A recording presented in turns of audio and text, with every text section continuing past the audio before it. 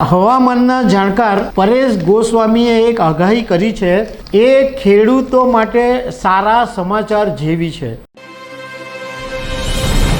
નમસ્કાર દર્શક મિત્રો, ગુજરાતના હવામાનના જાણકાર પરેશ ગોસ્વામીએ એક આગાહી કરી છે એ ખેડૂતો માટે સારા સમાચાર જેવી છે। હવે તો પરેશ ગોસ્વામીએ શું આગાહી કરી છે એના વિશે તમારી સાથે વાત કરીશું।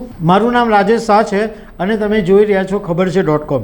એમણે એમ કીધું કે માર્ચ મહિનાની મધ્યમાં અત્યારે જે ગરમી પડી રહી છે એ ધારણા પ્રમાણેની જ ગરમી પડી રહી છે।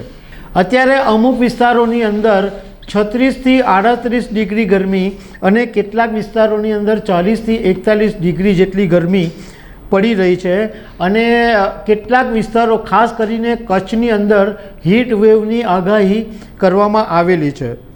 પરેશ ગોસ્વામીએ કીધું કે હવે રાજ્યના અનેક વિસ્તારોની અંદર હવામાનમાં પલટો આવી શકે અને ઘણી જગ્યાએ વાદળછાયું વાતાવરણ જોવા મળી શકે।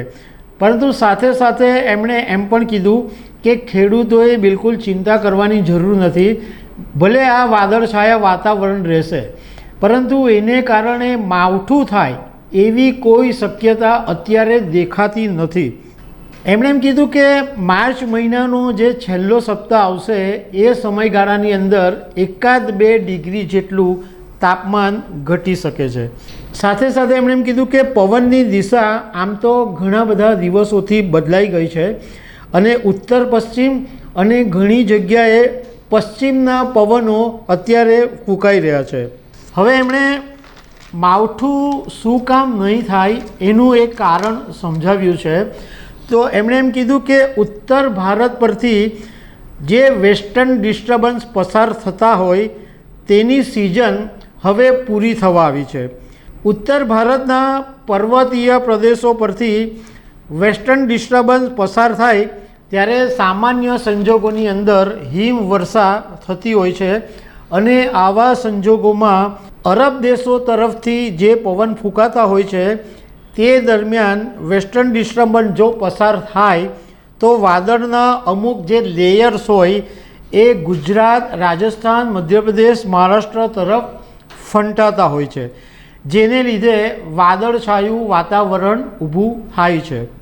એમણે એમ કીધું કે પવનની ગતિ તો છે પરંતુ વાદળોના જે લેયર્સ છે એની અંદર ભેજ નથી, એટલે આ વખતે માવઠું થાય એવી શક્યતા દેખાતી નથી।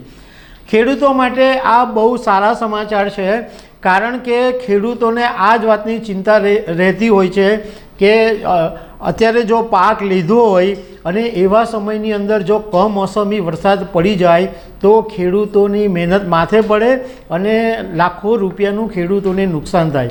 એટલે ખેડૂતો હંમેશા એવી પ્રાર્થના કરતા રહેતા હોય છે કે કમોસમી વરસાદ નહીં પડે અને વરસાદની સિઝનમાં પૂરો વરસાદ પડે।